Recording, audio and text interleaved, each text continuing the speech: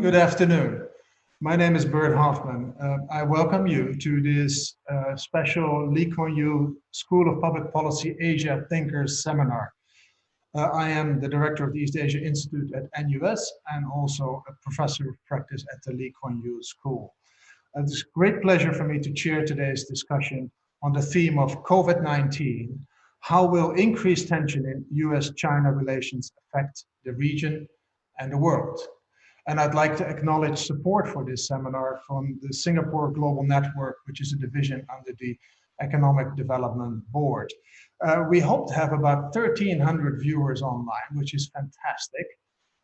It's also a bit complex. I can't reach out to you individually. So if you would like to ask questions, please do so through the comment section on the Facebook page.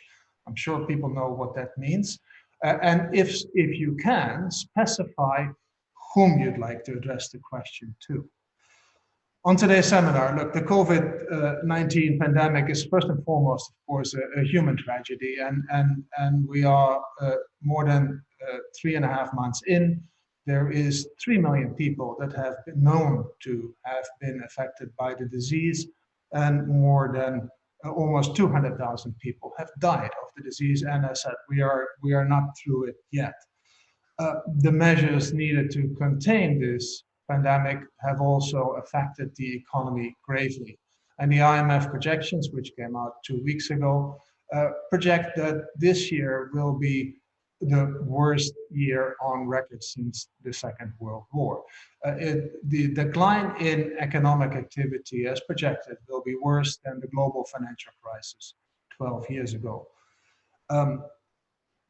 This would be a great time if superpowers were to work together, if China and the US were to work together and help the world solve this problem, because it is a truly global problem. Unfortunately, COVID-19 seems to be more of a catalyst to increase the tensions between China and the United States. What that means for the world, what it means for finding a solution for COVID-19, but more broadly, what it means in the longer term for the world economy and for global and regional cooperation, we discuss today. To discuss these questions, we got a fantastic panel. And to start, we have Mr., he doesn't want to be called professor anymore, Mr. Kishore Mahbubani, distinguished fellow at the Asia Research Institute at the National University of Singapore. He's the former founding dean of the Lee Kuan Yew School of Public Policy and a former senior diplomat for Singapore. We also have Professor Khong Foong, the vice dean of research of the Lee Kuan Yew School of Public Policy and the Shing professor in political science. And last but not least, we have Professor García-Herrero. She is the chief economist of Natixis Investment Bank, but she's also an adjunct professor at the Hong Kong University of Science and Technology and a senior fellow at Bruegel Institute in Brussels. Kishore, you have just published a book with the provocative title, the usual provocative title, and I see a copy behind you, Has China Won? Obviously, you wrote this before the pandemic started, but what is your take on how this pandemic will play out in this very big fight, this competition between China and the United States? Over to you. Thank you very much, Bert. And I want to say it's a pleasure to get together with you and my friends Yuen, Foong, and Alicia to have this discussion. And I want to thank Dean Danny Kwa for once again inviting me back to the Lee Kuan Yew School, the school that I'm very fond of. And I want to begin by saying that I would have been very happy if the United States and China had decided that since they both face a common enemy, COVID-19, and since the enemy of your enemy is your friend, I would have been very happy if the US and China had said, let's take a strategic pause, let's focus on COVID-19 and fight this together. It would have been very good for the world, would have been very bad for my book, because it would have shown there's no more a contest. Sadly, the opposite has happened. And as a result, what COVID-19 has done is to actually aggravate the US-China geopolitical contest when it should have actually calmed it down.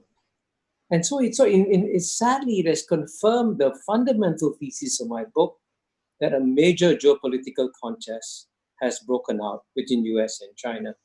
So what my book tries to do, and here in some ways I'm trying to be helpful to the United States, because I say in my book that the United States has made a fundamental strategic mistake in launching this major geopolitical contest against China without first working out a comprehensive long-term strategy. And actually the man who gave me this insight was Henry Kissinger at a lunch in New York that I had with him 2 years ago.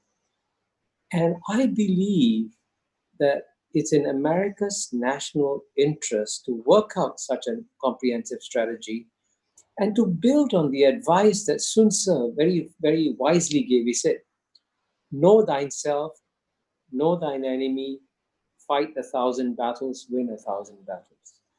And what my book shows, number one, is that the United States does not know itself.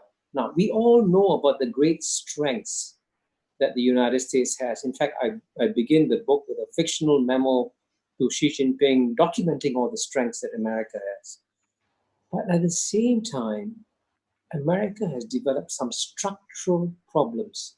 As Danny Qua has documented, it's the only major developed society where the average income of the bottom 50% has gone down over a 30-year period.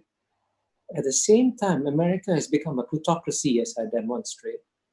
And America has become a society that is incapable of making U-turns and adjusting to new realities. For example, if they're serious about China being their number one adversary, what they should do is stop fighting in the Middle East, but they can't stop. So that's an example of the rigidities that America has accumulated. And at the same time, the second part of Sun Tzu's strategy is know thine enemy. And most Americans know very well all the structural weaknesses of China. And China, as you know, like any other society, has got many weaknesses, many challenges, and they're real and they have to deal with them. But what many Americans are not aware of are some of the fundamental structural strengths that China has developed. I mean, one example I give is that the Chinese Communist Party, and I know this is a very controversial thing to say, has effectively become a meritocracy where the best and brightest join it. And when I was in Columbia University 2 years ago, my research assistant was a graduate student, and she said when she graduated from high school, she was so sad that she was number 2 in the school, because if she'd been number 1, she could have joined the Communist Party, right? So that's an indication of the best and brightest joining the Communist Party. And at the same time, the Americans must recognize that the return of China is the return of a strong civilization, which was the number 1 economy in the world from the year 1 to the year 1820. So the return of China is perfectly natural. It cannot be stopped. So at the end of the day, my advice to both the United States and China is, please think again. It'd be better for both your people if you cooperate, especially now against COVID-19. Thank you. Thanks, Kishore. And I'll come back to you just to ask you later on whether this strategic pause is still feasible and what needs to happen to get there, because I like the notion very much. But let's first talk about the economy. Part of the fire, so Kishore said, well, COVID-19 has added fuel to the fire of the strategic competition. Well, part of that fire is the economy. And part of this fire was the decoupling that some in the United States foresaw as a strategic future for China and the United States. Alicia, tell us, what does COVID-19 add to this equation? Well, first of all, I fully agree with Kishore that this is really just going to put more fire into the strategic competition between China and the US.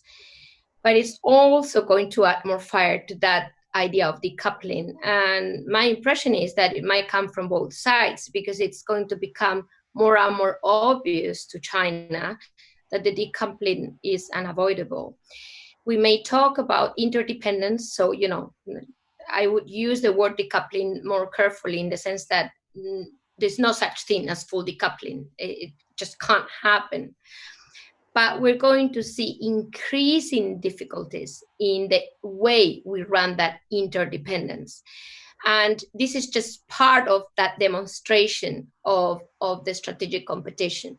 So we've moved from the very obvious trade war, which was basically dealing with the surface, meaning import tariffs, to a more complex impact of that trade war, and increasingly COVID-19 on the value chain, on the global value chain, on that centricity that China has played for a long time in that global value chain, being basically diminished, not only by the US, Japan is a very good example, even the European Union, simply because it's become crystal clear that the dependence on China's centricity of the value chain can also bring some problems if push comes to shove. And this is, of course, medical devices and other very, very obvious cases, such as the automobile supply chain, for example, at the peak of the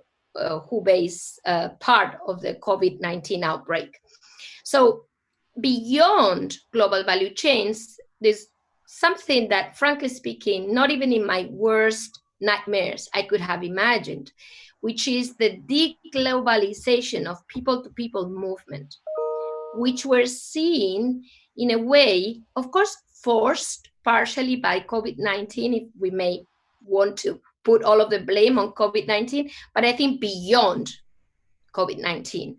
So we can think about the way students may be shifting from the US elsewhere, the way workers in Europe may be shifting. This is beyond China. So, we're seeing some structural characteristics of people-to-people deglobalization that go beyond China, but will certainly affect China in its talent pool, in the way it reacts or it relates to the US and I would argue the West more generally.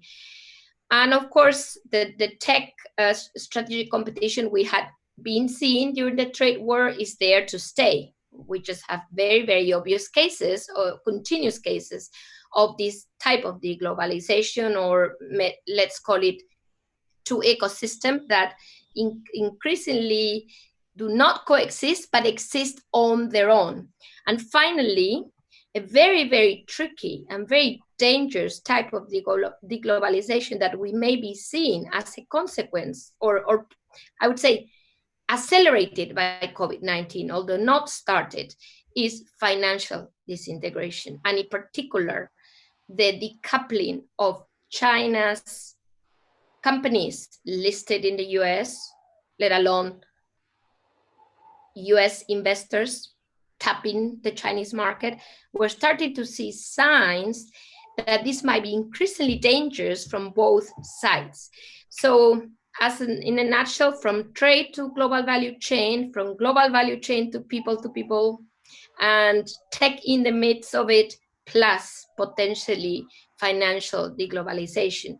So yes, I do think COVID-19 has brought lots of, I would say, unintended consequences, or maybe intended. That's the whole point. We don't really know whether this is just coincidentally an opportunity for the US and China to keep on pushing into those two ecosystems that they seem to be more comfortable with at the current juncture.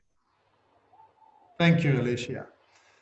Yuen Foong, as they say here in Singapore, if two elephants are dancing, the grass gets trampled. But do you see an upside for the region? Do you see some of the, what in your view is the fallout of this big strategic competition? What's the fallout of COVID in this context? But do you see an upside for the region as well? Thank you, Bert. Upside probably very tough Let me focus on the downside first then. And I'd like to try to get to your question by making 3 points. The first point is about the timing and the political strategic context of the COVID-19 crisis. The timing of this pandemic sucks. There is never a good time for any pandemic, right? Especially one on the scale and with the mortality rate that we are seeing. But being inflicted by it now, it's like being whacked by what I call a triple whammy from a geopolitical point of view. The pandemic couldn't have come at the worst time for US-China relations. First whammy is the year-long trade war that has strained US-China relations, and the pandemic, as all of you say, have made matters worse. And that is one reason why US and China has found it so difficult to cooperate. Second, the trade war itself was a symptom of a larger dynamic, namely the shifting balance of power from the West to the East, something that Kishore has done so much to document. The US reaction to this can be seen most starkly in the security strategy document of 2017 and the defense strategy document of 2018, where the US has basically identified China as the strategic rival. Crucially for the US, this is a rival that espouses values inimical to the core values of the US, and for that reason, it has to be confronted. Third whammy is we are 6 months away from a US presidential election. And these 3 contextual factors lead me to my second point. As the curve flattens, people will ask, what happened? There will be enormous pressures in the US and perhaps Europe to assign blame and to seek accountability. The blame game will take on an extremely impassioned character because of the huge casualties and the economic havoc. If we look at the US, over 20 million people have lost their jobs, 1 million infected, with 56,000 victims. This is about the same number of Americans who were killed in the Vietnam War, except that in the case of Vietnam, it happened over 10 years, whereas for COVID-19, this is occurring in the space of 4 months. So I expect a huge reservoir of accumulated anger in the months ahead that will be directed at the source of the pandemic. A key weapon that the Republican Party and Trump will turn to is to deflect blame, focusing on allegations about China covering up the pandemic and not being transparent about the casualties. Expect this blame game to intensify as the US elections approach. And even Joe Biden, the current forerunner, the Democratic Party nominee, I think will have trouble sidestepping this. The main danger of the blame game, however, is not that it will lead to direct US military confrontation. Rather, it will make relations so tense and trust so low that it could spark a larger conflict. And that leads me to my final point, the implications for Southeast Asia. I think it leads to the unwelcome dilemma of being asked once again to choose between the US and China on the issue of whether to assign blame, and if so, who's to blame. As many know, in recent years, most of the ASEAN countries have repeatedly said they do not want to be put in this position of having to choose between the US and China. But as the cases of the TPP, the AIIB, the BRI, and Huawei 5G have indicated, sitting on the fence has become increasingly difficult. Both the US and China will bring pressure to bear on Southeast Asia to side with them in the blame game. I believe the majority will not support a probe or investigation of the kind wanted by the US and its allies. In effect, most in ASEAN will give China the benefit of the doubt. More importantly, for most in ASEAN and beyond, the issue is not whether China covered things up, but once the pandemic took hold, which societies did best in containing the spread and in saving lives. The other performance test will be who will recover faster economically. And while the jury is still out on this one, I would not underestimate America's economic resilience and its technological ingenuity. But if China were to do better than the US on the economic front, its narrative about being the wave of the future will fall on receptive ears in Southeast Asia. I think I'll end there. Thank you very much, Yuen Foong. Look, I think we can debate this point on what Southeast Asians or what the world thinks about the role of China in containing the virus. I mean, some would actually put the blame on China for losing quite a bit of time at the beginning and making it a global pandemic rather than a localized issue. But let's step back and see whether we can work on solutions. And I go back to Kishore's notion, the strategic pause. Can we have a strategic pause in this competition, the strategic competition between the US and China? And what needs to happen to get there? Kishore. Well, I must confess to you that since I spent I guess almost now 50 years analyzing international affairs, I find the first rule to follow is to be as realistic as possible. And I believe that the momentum that has developed, especially in the American body politic towards China, and it's quite amazing that 9 in 10 Americans today see China as a strategic threat. That's an amazing statistic. And if you visit the United States today, it's actually very difficult to get any kind of a balanced debate. And so the likelihood is, especially in a presidential election year, you've already seen that both Trump and Biden are out competing to see who's tougher on China. That's very, very clear.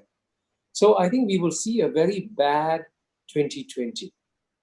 The best we can hope for is that after the elections are over, and let's say, for example, if Joe Biden wins, I expect the temperature to go down a little bit. The competition will remain, but a Democratic administration, especially if you have the previous officials who used to work with Bill Clinton, with Barack Obama, if they come back, they know you have to maintain a balance between competition and cooperation with China if you want to deal with global warming, if you want to deal with global financial crisis, and so on and so forth. So unfortunately, I feel very sad making this prediction. There will be no strategic pause in 2020.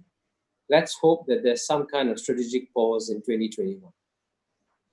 Yuen Foong, you mentioned the US election. Do you agree that that would be an opportunity if there were to be a change in the guard in the US, that over time, at least by next year, there could be a strategic pause or a different direction in this competition? Could be too late for COVID-19, but nevertheless. I would agree with Kishore part of the way that in the event of a change to a Democratic administration, and with the old hands, people like Kurt Campbell coming back, there will probably be a more moderate approach to China. But I would also like to point out the situation of what I call, there is a structural issue here. And the structural issue is basically China is catching up very quickly with the US on the military, economic, technological, and even cultural front. And that has raised very serious fears in the US of the kind that Kishore just talked about.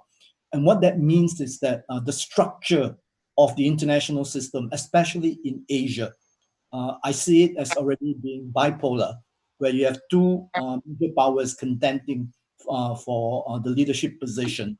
And that is the thing that is the dynamic that seems to be driving the competition. So this will be a long-term structural competition. But in the end, it doesn't matter who is in office, because there are certain things that the US and China can cooperate together. But with this particular administration, that seems a little bit more difficult.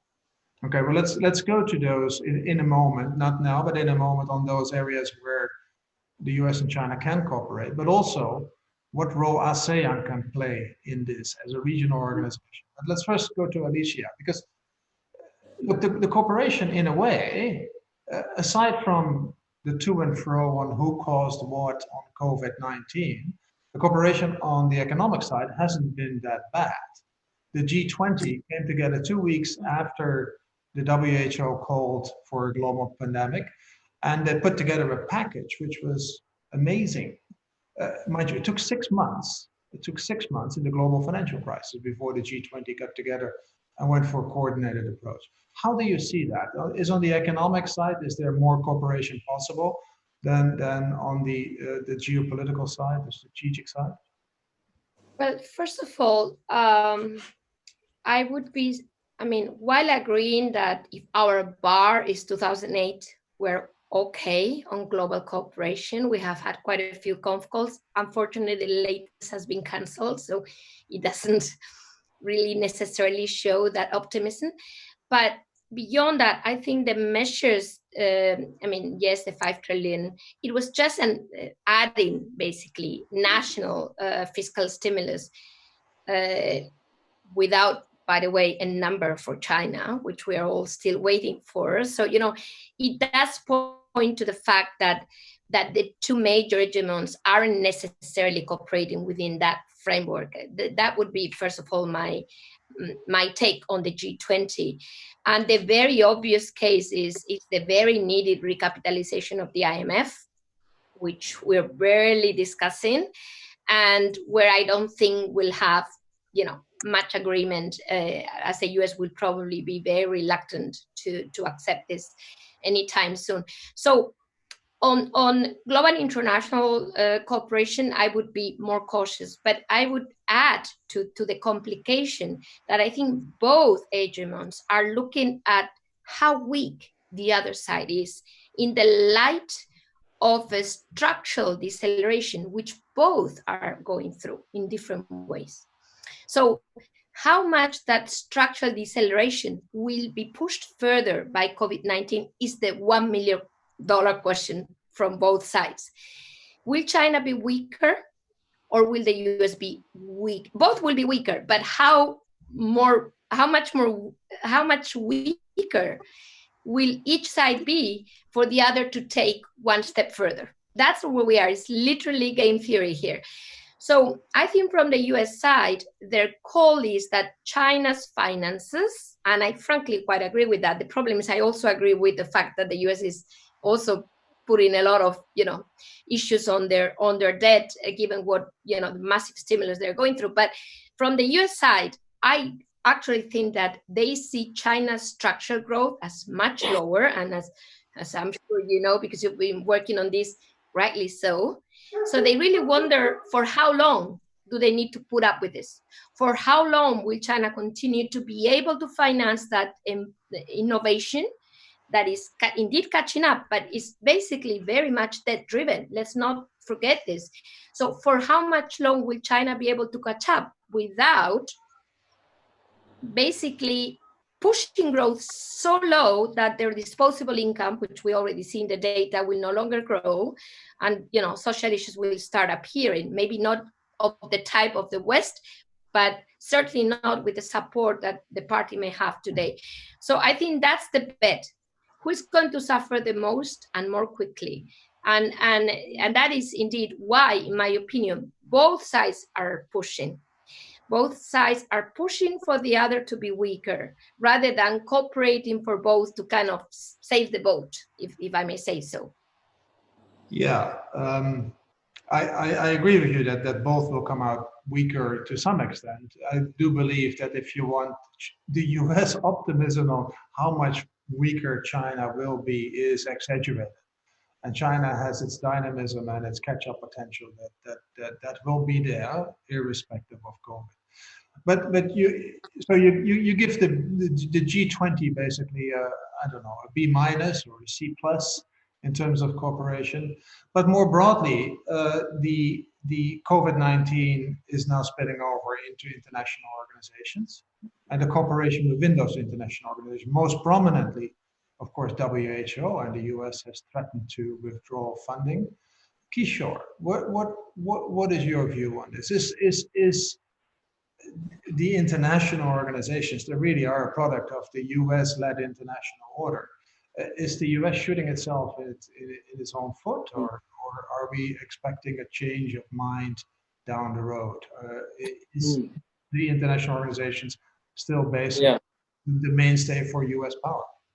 Yeah, well, I actually, it's very sad that the United States has decided to attack and detach itself from the World Health Organization at a time when we are in the midst of a major global fight against COVID-19, which is threatening all 7.5 billion people in the world. But at the same time, if I had to give one small practical piece of advice to policymakers in Washington, D.C., I think one practical question they should ask themselves is, in the past, whenever the United States took an initiative, remember, everybody would rush to support it. It's what Joseph Nye called soft power. They all rush to support the United States.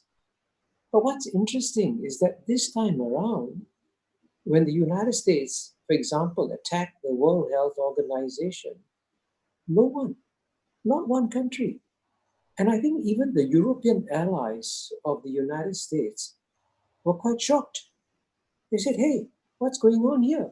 And even one of the most prominent American citizens, the richest man in America, Bill Gates, said, I'm going to keep on supporting the World Health Organization. And I think, therefore, having launched this attack on World Health Organization, it'd be wise for the United States to do a strategic calculation of which countries are stepping up to support them. And at the same time, frankly, I also hope that wiser people in Washington, D.C. will point out that COVID-19 is not going to be the last virus. There'll be more such viruses coming. It's inevitable.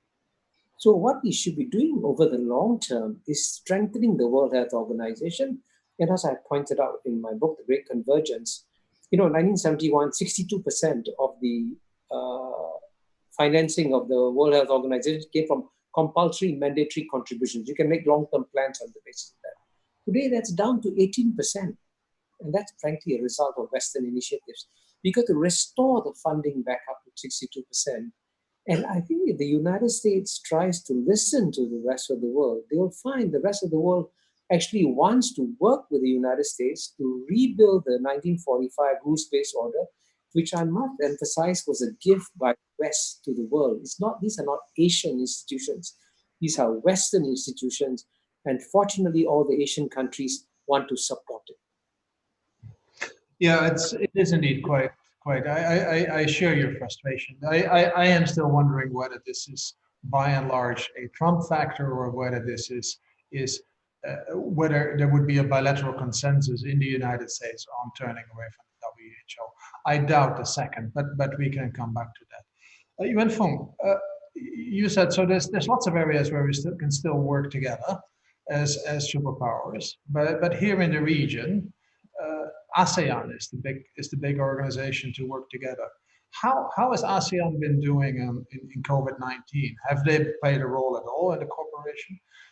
And how do you see them working in the future in the context of this continued strategic competition between the US and China? I think there was a recent ASEAN meeting in which there was some talk of cooperating on the COVID crisis. But I think we'll have to wait to see what comes out of these suggestions. So, and in terms of, if you look at the other regional initiatives that ASEAN is involved in, from the TPP to what we call the RCEP, what is interesting about this economic initiatives is that the TPP excludes China and the US is not in, right? And the RCEP will include China, but not the US.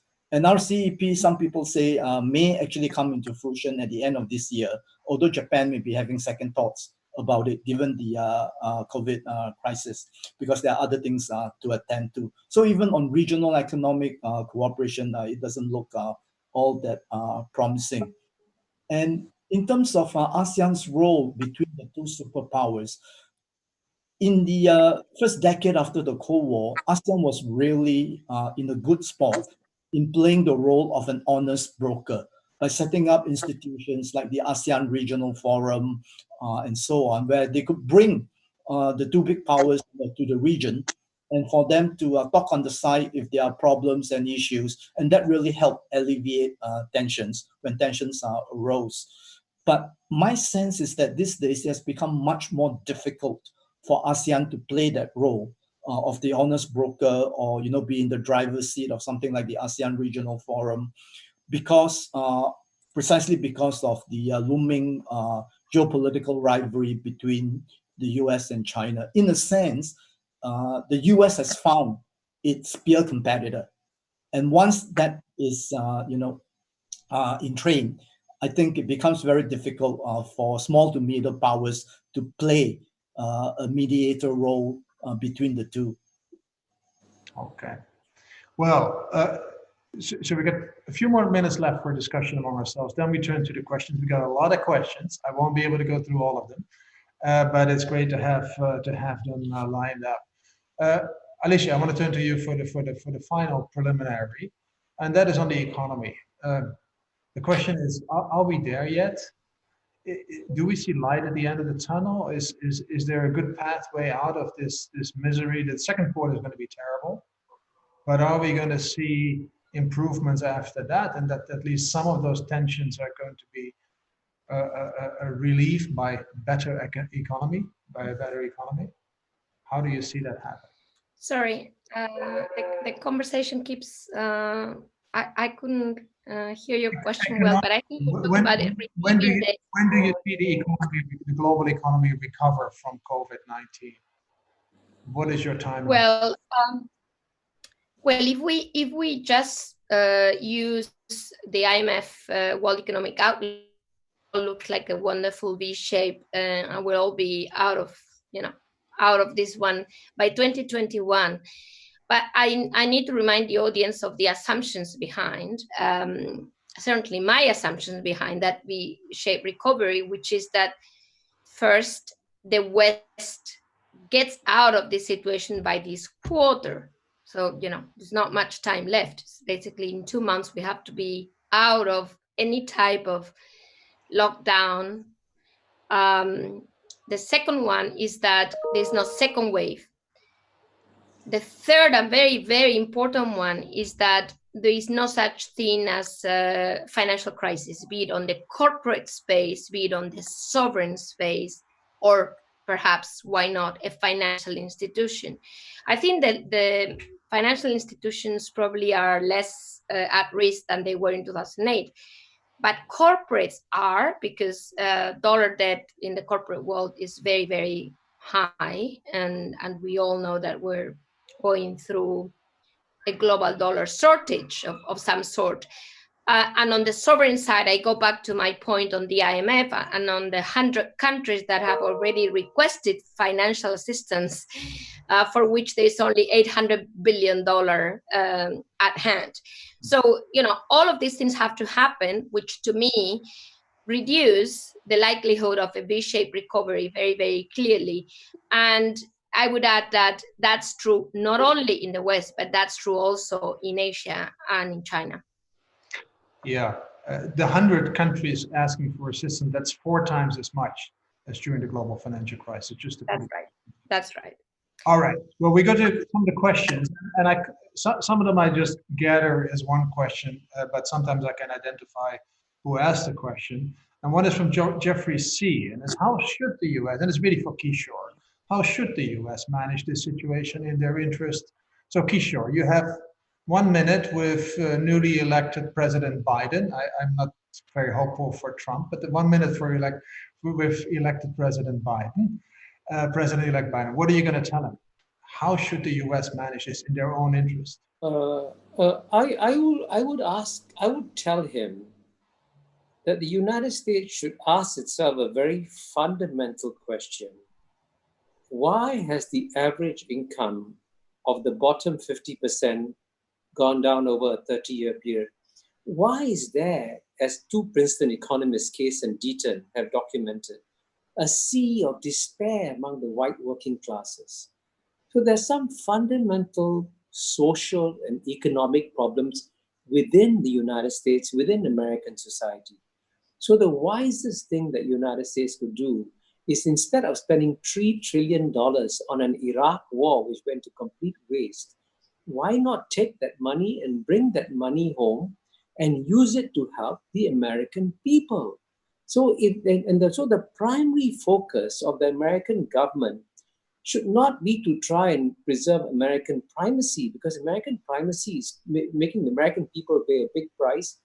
Maybe temporarily even, just focus on the American people, improve their well-being, improve their welfare, and if he does it, he will emerge as one of the greatest presidents ever in the history of America. Okay, I would take the same advice. Michael One has a question, and it really is one for you and Foong. Once the dust settles on COVID-19, will China be more respected or less respected in the region? What is your take? Several issues will be important in that ledger. One of them would be the extent to which the international community sees China as not having been transparent and not having shared information early enough.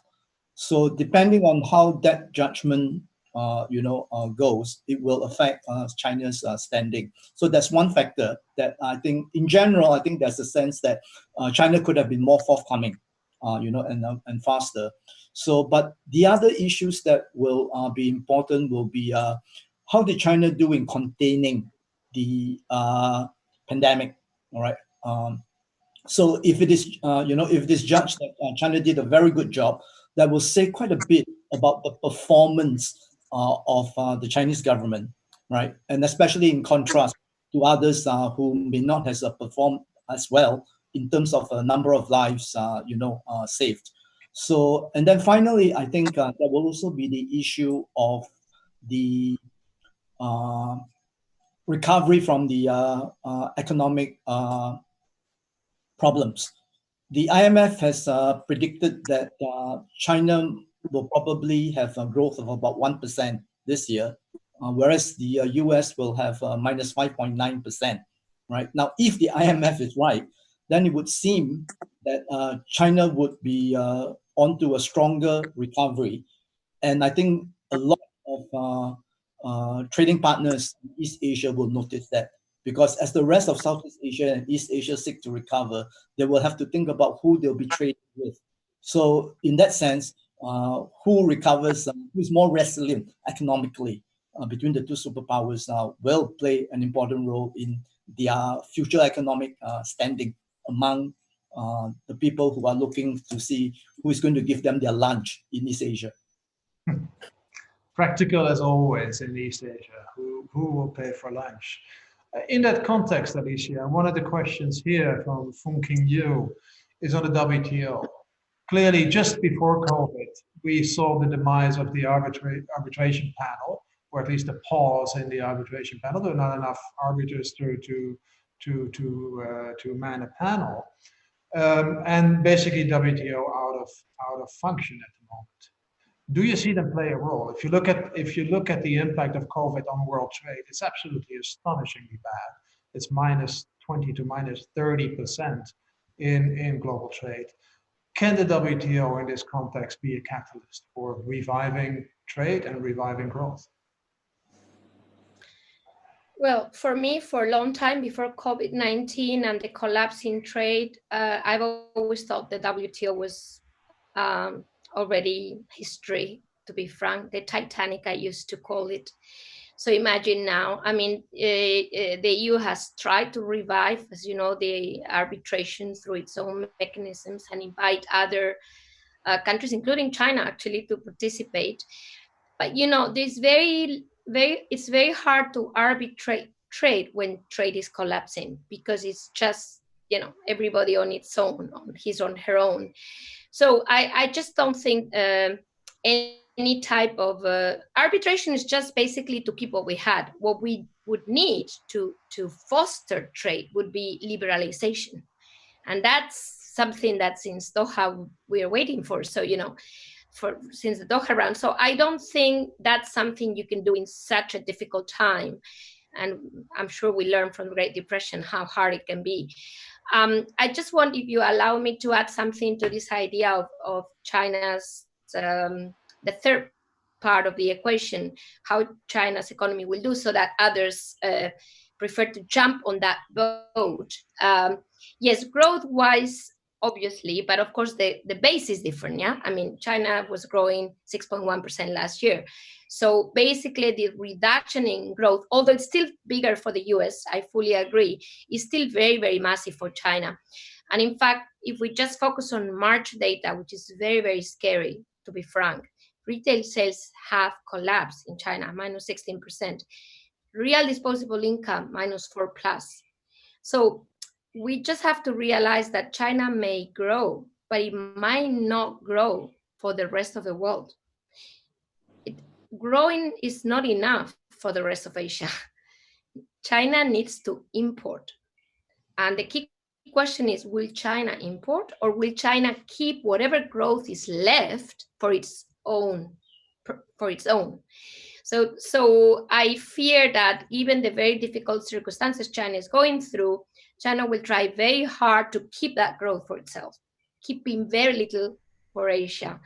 That doesn't mean that the US will do better, but I'm just saying we may have to be realistic about how much China can actually offer to the rest of Asia, at least in the short run, 2020, 2021.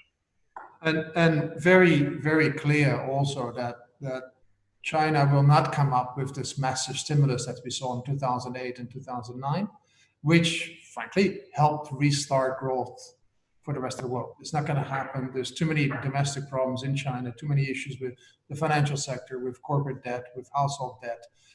It's going to be much, much more gradual. On that though, on the longer term growth, we have a question from Ernesto Brown. Kishore, you seem quite optimistic about the long term for China. Now, others would say, look, you know, the state-led, centralized, industrial policy guided a model that China has chosen doesn't have a proven history. It has never worked for the long-term growth versus a more liberal, competitive, market-based system. Where does your optimism come from for China? That's a very good question. But to my friend Ernesto, I would say that reflects a perspective of history that is based on what was the norm for the past 200 years, when the more open liberal societies in Europe and the United States took off and succeeded. But before that, for 1800 years, the two largest economies were always those of China and India. And I would say that if China tried to come back on the basis of Western formulas on how to run China, China could very well fail.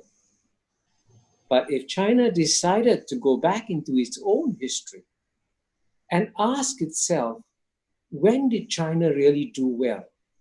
And the answer is unambiguously clear. That's only when the center is strong that the Chinese people benefit. And when the center is weak, the Western powers, as we saw in the 19th century, came and trampled all over China. So in the case of China, having a strong central government is a necessary condition for their success. But more importantly, you also have a Chinese government that, number one, for the first time in 4,000 years, is utilizing the brains of 1.4 billion people. For most of Chinese history, a very thin sliver of minds were being used in Chinese history. Now they have 1.4 billion people.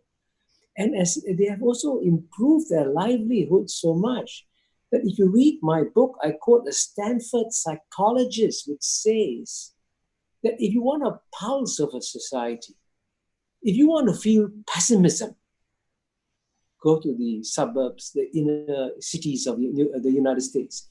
If you want to feel the pulse of optimism, you go to China. So clearly, China is doing things that are fundamentally right. Yes, it can fail, but consider the possibility. Is it safer to underestimate China and then be completely shocked when a suddenly more powerful China emerges? Or is it safer to overestimate China? And if China succeeds, and let me just make a very simple point.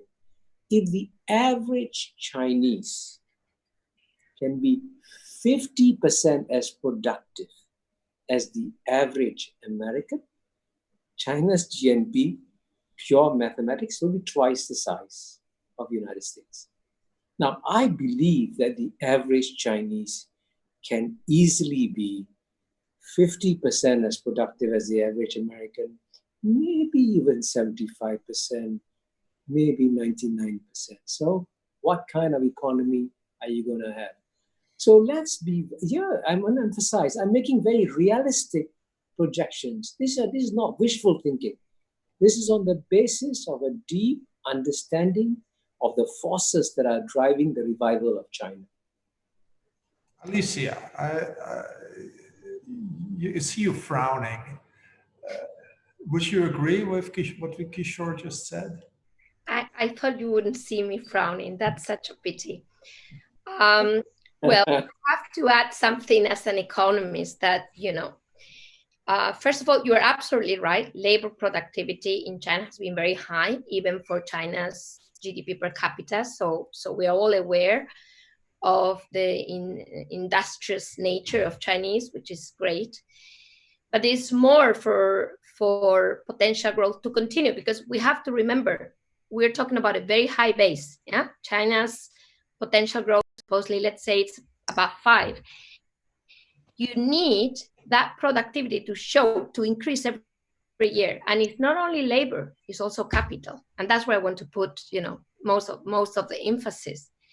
For that, you need capital to be allocated properly, and it's not really about having a central government only, which you can have with private ownership. You can have, let's say France has a very centralized government, which doesn't mean that you need to go full-fledged with state ownership of every major sector. So I think the key for China to keep that potential growth really is about increasing labor productivity, which indeed is happening, although I have to say it's coming down. And maybe this is because it's increasingly difficult to do better, which is what has happened to the West. So, once you urbanize your population, it's not too difficult to be more productive. Once you're there, how you increase further. But the key question mark is how you make your capital allocation more efficient, how you make your investment more efficient for that growth to remain as high as it has been so far. And there, I'm frankly very pessimistic on China's long-term growth rate. Not because, and I'm not trying to say that's bad news. This is what has happened to every country that has actually developed, including South Korea, including Japan. So it wouldn't be any failure. What I'm trying to say is that we don't need to think of China's failure to imagine a China with a much lower potential growth. It's just a natural process. That's all. Okay. There's a very famous article by Len Pritchett and others who says good policies are good luck. And you see the rich countries have had a lot of luck, or rich countries had a lot of good policies. Well, you need a combination of both. China still has a lot to grow, needs to grow 4 or 5 times its current size to match, if you want, the per capita income of the United States. So they need a lot of good luck, but they can also make a lot of policy mistakes along the way. We're running out of time. I have one very quick question for you and Foong, and that's building on the last question. Will the experience of COVID-19 and if you want, how China's handled this, will this be an advertisement for the China model? Will there be a backlash against democracies in the region? It comes from Samantha Wong. You've got 1 minute to answer. But can you repeat the last part? Will we see democratic backsliding in Southeast Asia as a result of the COVID-19 crisis and the relatively good performance in managing the crisis by China? Okay. it is a trade-off between performance and individual liberties. Now, to the extent that there's been a lot of talk about the way that societies like China managed to contain the spread of the virus was through very invasive technologies, right, which allowed the government to track where people were going and so on. It is an issue, I think, for democracies, not just in Southeast Asia, but also elsewhere. But in the end, however, I think a lot of people in Asia will focus on what works. If you can keep the casualties down, I think they will appreciate that. And apparently, this is also happening in Europe. Although you hear voices, stronger voices of protest in a way that you hear less of in Asia because of the focus on the community. All right. I think this is a question that will be debated for a very, very long time. We're out of time. I have many more interesting questions left. Unfortunately, I have to go to my speakers for the final remarks. And let's start with Alicia. Well, the ultimate outcome in terms of this strategic competition between China and US will not be resolved out of COVID-19. This is just, although very important, just one more drop in the ocean of a situation that basically is there for us to it's there to stay. We just have to get used to this. And I think ultimately there may be no winner. I think, frankly, in my opinion, this is going to harm the two. People are going to realize that they've put their own interests before the solution to a global problem, which is a pandemic. And therefore, both are going to come out weaker out of this. Thank you. A very profound conclusion. Yuen Foong, your last words, one minute. Okay. I think there might be a way out of the geopolitical competition between the US and China. And that's something that was implicit, I think, in what Kishore said earlier. And that is the extent to which the US needs to be the predominant power in Asia, right? And analysts have raised the question whether the US is willing to share power in Asia with the rising power, namely China. And I think that is something that the US has to work through, because if the US is willing to pay less attention to the nature of political systems and treat nation states in terms of them as nations, Kuan nation states, there might be a way to work out in terms of sharing power and influence in the region. And I don't think China is in any hurry to displace the US as the reigning hegemon. Kishore, the final word. Very quickly, I began by talking about why I think it's important for the United States to do a kind of strategic reboot and start its long-term strategy vis-a-vis China. One person that, frankly, Americans should look at very carefully is the man who formulated America's strategy in the first Cold War. His name was George Kennan. And let me just give you 4 examples of advice he gave in dealing with a much more hostile Soviet Union. He said, number 1, focus on our domestic spiritual vitality. That, at the end of the day, is what's going to win the battle against Soviet Union. Number 2, cultivate friends and allies. Very important. Number 3, amazingly, even vis-a-vis the Soviet Union, he said, don't insult them, because we still have to work with them. Don't insult them. And number 4, the most important piece of advice, he said, be humble. And it's interesting, in 1949, George Kennan said all this. I think what George Kennan said in 1949 is still valid in 2020. So thank you. I suggest we send a very long telegram to both Beijing and Washington on that note. I do think there is still an opportunity to work together, and if not under COVID-19, that triggered the largest economic crisis since World War II, when would cooperation be possible? I've had a great discussion. Thank you so much for the participants. Alicia, Kishore, Yuen Foong. Thank you so much for the great questions that came from the audience, and I do hope to follow up with some of you in person. Thanks to Entre Media for managing this very sophisticated setup that I do not understand. And thanks to the Singapore Global Network, a division under the EDB of Singapore, for supporting the Lee Kuan Yew School of Public Policy Asian Thinker series. Good afternoon, good night, and thank you. Thank you.